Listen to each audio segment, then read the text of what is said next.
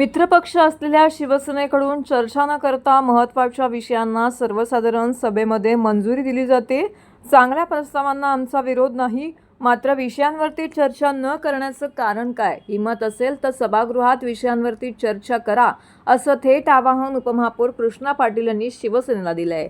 एकाच विषयाचे 2 प्रस्ताव करून या विषयाला मंजुरी देण्यात आली आहे, तर दुसरीकडे भाजपपेक्षा शिवसेना शिंदे गटाला निधी जास्त दिला जात असून यामागे नेमकी मिलीभगत आहे काय, असा आरोप देखील उपमहापौरांनी केलेला आहे. गेल्या 4 महिन्यात सभागृहांच्या नियमांची पायमल्ली ही शिवसेनेकडूनच होत असल्याचं प्रत्युत्तर देखील उपमहापौर कृष्णा पाटील यांनी दिलेलं आहे. गेल्या आठवड्यामध्ये सभागृहात असलेल्या गोंधळानंतर भाजपाच्या नगरसेवकांनी शिवसेनेच्याच कारभाराचा सर्व लेखाजोखा आता भाजपाच्या वरिष्ठ पातळीवरती दिलेला आहे. यामध्ये आता वरिष्ठ पातळीवरती काय भूमिका घेतली जाणार आहे याचं प्रतीक्षेमध्ये भाजपाचे नगरसेवक आहेत. मात्र दुसरीकडे शिवसेनेच्या कारभाराच्या विरोधात उपमहापौर आणि भाजपाचे ज्येष्ठ नगरसेवक कृष्णा पाटील यांनी आक्रमक भूमिका घेतलेली आहे. सभागृह नेते हनुमंत जगदाळे यांनी कृष्णा पाटील यांच्यावरती केलेल्या आरोपांना देखील त्यांनी प्रत्युत्तर दिलं आहे. आम्ही सभागृहाचे संकेत मोडले नसून तुम्हीच 2 मिनिटात कोट्यावधींच्या प्रस्तावांना गोंधळामध्ये मंजुरी देत असाल तर आम्ही शांत बसायचे का? आम्ही त्याला विरोध करायचा नाही का, असा प्रश्न उपमहापौरांनी उपस्थित केला आहे. निलंबनाला आम्ही घाबरत नसून आम्ही त्याला तयार आहोत. दोघेही जनतेसमोर जाऊया, जनता ठरवेल मग कोण चुकीचं आहे आणि कोण बरोबर आहे. आतापर्यंत 4 महासभा झाल्या, मात्र भाजपाची अवहेलना करण्यात आली. आमचा अजेंडा पारदर्शकतेचा अजेंडा आहे. मी सभागृहात केले ते योग्यच केले. 301च्या विषयाला आमचा विरोध होता, तशी कल्पना देऊन मी खाली उतरलो. मात्र त्याच वेळी विषय मंजूर करून मी माझे आसन सोडून खाली आल्यावरती राष्ट्रगीत सुरू केलं जातं. हे कोणतं सभाशास्त्र आहे, असा प्रश्न त्यांनी थेट उपस्थित केलेला आहे. असे बरेच विषय गेले 4 महासभेचे. आता ह्या 432 कोटीचे विषय ह्या महासभेमध्ये होते मेच्या. तर हे विषय यांना रेटून यायचे असा अर्थ दिसतोय. मग तुम्ही चर्चा का करायला घाबरते? आमचं म्हणणं की चर्चा करा, खुली चर्चा होईल आणि तुमच्याकडे बहुमत आहे. चर्चा झाल्यानंतर प्रत्येक नगरसेवकाला त्याच्या प्रभागाच्या नुसार किंवा त्याच्या लोकांच्या सूचनेनुसार तुम्ही मत मांडाल ना. लोकांना मत मांडायला द्या तुम्ही नगरसेवकांना. 2 मिनिटात 3 मिनिटात सर्व हजारो कोटीचे विषय मंजूर होत असतील, हे योग्य नाही ना.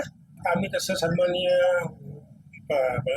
महापौर मॅडम यांनाही आम्ही कळवलेलं आहे, आयुक्तांनाही कळवलं आहे की आमच्या सन्माननीय सदस्यांनी, बऱ्याच सदस्यांनी हा विषय पत्रिकेवर विषय घेतलेला आहे. तशी मागणीही केलेली आहे की महापालिका लाईव्ह करावी, जेणेकरून ठाणेकर जनतेला जे काही गोष्टी आहेत ते आमच्या गटनेत्यांनी पण काल प्रेस नोट काढली, त्याच्यामुळे त्यांनी मागणी केली आहे. तुम्ही त्याचा हे घ्या, लाईव्ह प्रक्षेपण केल्यानंतर आमचा नगरसेवक काय करतोय किंवा काय बोलतोय ते लोकांना पण कळून दे ना. कुठल्या विषयावर काय चर्चा होते ठाणेकर जनता बघत. आमची मागणी आहे ही किंवा लाईव्ह प्रक्षेपण लवकरात लवकर करावं. त्याला हे येणारच, त्याच्यावरती प्रतिक्रिया ही येणारच आहे प्रत्येकाची. ठीक आहे, ठाणेकरांकडे आम्ही युती म्हणून आम्ही महायुती म्हणून आम्ही इलेक्शन लढवलं. ठाणेकरांनी प्रतिसाद दिला, भरघोस मताने आम्ही निवडून आलो. हे वस्तुस्थिती आहे आणि त्या गोष्टीला किंवा त्या ठाणेकरांना न्याय देण्याची भूमिका ही भारतीय जनता पार्टी करत आहे. आज काँग्रेसने जे आंदोलन केलं, आज काँग्रेस अस्तित्व काय आहे हे ठाणेकरांनी दाखवून दिले त्यांना. आज त्यांचे किती नगरसेवक आहेत सभागृहात, एकेकाळी काय होतं. तर ते काँग्रेसने ह्या गोष्टीवर बोलू नये. यांनी काय केलं मागे, आधी जेव्हा ते होते सभागृहात, काँग्रेसने काय केलं त्याचा इतिहास काढला तर फार वेगळा आहे. त्याचबरोबर शिवसेना उभाटा, त्यांची पण काय लेवल आहे ती पण ठाणेकरांनी दाखवून दिली. आज त्यांचा एक सन्मानित सदस्य निवडून आलेला आहे. आणि त्याचबरोबर टक्केवारीची जी भाषा करतायत, ज्यांनी भाषा केली त्यांनी इलेक्शनला उभे राहावं, एक नगरसेवक म्हणून पहिले निवडून यावं त्यांनी, आणि नंतर त्यांनी आमच्याशी बोलावं. जसं करू शकतो मनोज शिंदे, सन्मान्य मनोज शिंदेने जी मागणी केली असेल तर त्यांचा विचार करावा.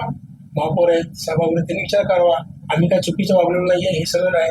त्यासाठी तर आमच्या सन्मान्य सदस्यांनी पहिल्या दिवसापासून मागणी केलेली आहे की CCTV फुटेज किंवा लाईव्ह प्रक्षेपण करावं. जे काय फॅक्ट वस्तुस्थिती लोकांसमोर येत आणि आम्ही तिथे कुठला अवमान होईल याचं काम केलंच नाही. आम्ही न्याय मागायला गेलो.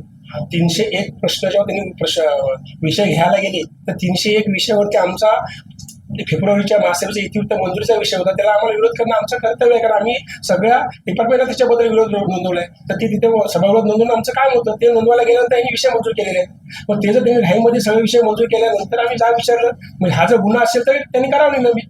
आम्ही आमच्या वरिष्ठ नेत्यांना कळवलं आणि सन्माननीय गटनेते शिवसेनेचे त्यांनाही आम्ही कळवलं किंवा अशा पद्धतीने जर चालत असेल तर चुकीचं आहे.